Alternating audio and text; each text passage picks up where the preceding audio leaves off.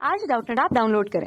Doubtnut पर अपने सभी गणित, रसायन विज्ञान, भौतिक विज्ञान और जीव विज्ञान के डाउट्स का करो सफाया। बस प्रश्न की फोटो खींचो, एक ही प्रश्न को क्रॉप करो और तुरंत वीडियो सोल्यूशन पाओ। अभी डाउनलोड करें।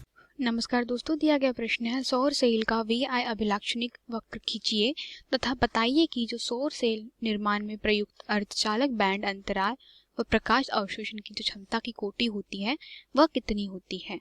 तो जैसे कि हम सब जानते हैं दोस्तों कि सौर सेल में क्या होता है।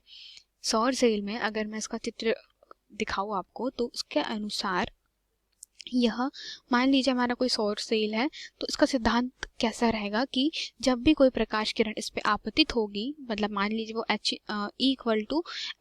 ऊर्जा का जो प्रकाश है तो यह आपतित होगा तो क्या करेगा, जो इलेक्ट्रॉन तथा जो होल के युग्म है, ठीक है, इनके युग्म को कैसे कर देता है, यह तोड़ देता है या कह सकते हैं हम लोग विभक्त कर देता है। और जब यह विभक्त कर देता है तो क्या होता है, जो इलेक्ट्रॉन्स है वह क्या होता है, जो एन टाइप के जो इलेक्ट्रॉन है वह कहाँ पी टाइप पी में जाते हैं और जो होल है वह कहाँ जाते हैं, वो एन की तरफ गति करते हैं और इसके कारण क्या होता है, धारा का प्रवाह होता है।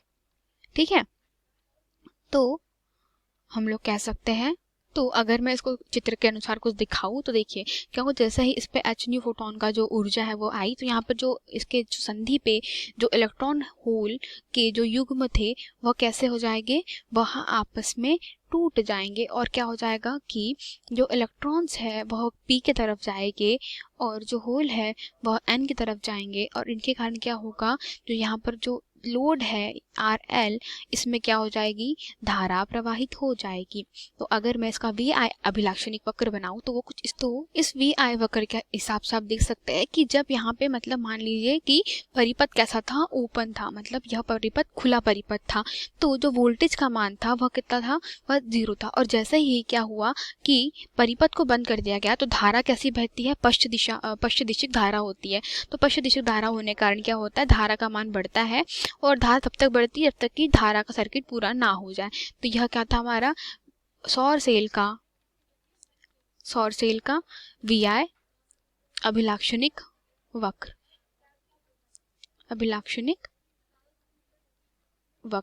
ठीक है, अब देखिए दोस्तों, तो हमसे दूसरा प्रश्न पूछा गया है कि सौर सेल के निर्माण में प्रयुक्त अर्धचालक बैंड अंतराल और प्रकाश अवशोषण की क्षमता की कोटि कितनी होनी चाहिए। ठीक है, तो अब जैसे कि हमने ग्राफ से देखा कि जैसे जैसे हम लोग विद्युत धारा प्रवाहित करते हैं तो एक जगह पे जाकर के विद्युत धारा कैसे हो जाती है, कांस्टेंट हो जाती है, क्योंकि हमें पता है जो उत्पन्न धारा की मात्रा होती है वो तीव्रता के कैसी होती है, अनुक्रमानुपाती होती है। मतलब जो धारा तीव्रता के अनुक्रमानुपाती होती है हमारी उत्पन्न धारा I। ठीक है, परंतु क्या होगा कि एक समय के पश्चात क्या हो जाएगा, ये धारा का मान एकदम बिल्कुल कांस्टेंट हो जाएगा। यहाँ आप देख सकते हैं इस क्षण पे कैसा हो जाएगा, यह नियत हो गई, तो इसके पश्चात वो धारा उतनी ही बहेगी, इतनी ही हमें परिपथ में प्राप्त होगी और इसको हम लोग कहते हैं बंद परिपथ की धारा। ठीक है, अगर मैं बात करूँ किसकी, बैंड अंतराल की, तो इसके लिए जो आवश्यक बैंड अंतराल है वह कितना हो जाएगा, बैंड अंतराल का जो मान है, बैंड अंतराल यह लगभग रहेगा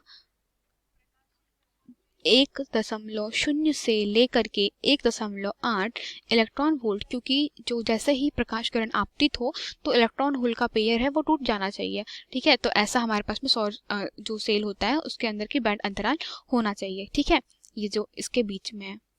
ठीक है, और जो कह सकते हैं कि इनकी जो प्रकाश अवशोषण की जो क्षमता है वह कितनी होनी चाहिए, वह 10 की घात 4 कूलाम प्रति मीटर, ठीक है, होती है। मतलब 10 की घात 4 चार्ज पार्टिकल अर्थात जो आवेश के पार्टिकल हैं उनको कितना करना चाहिए, एक मीटर में अवशोषित करना चाहिए, तभी हो जाएगा हमारे पास में ये प्रकाश अवशोषण की क्षमता।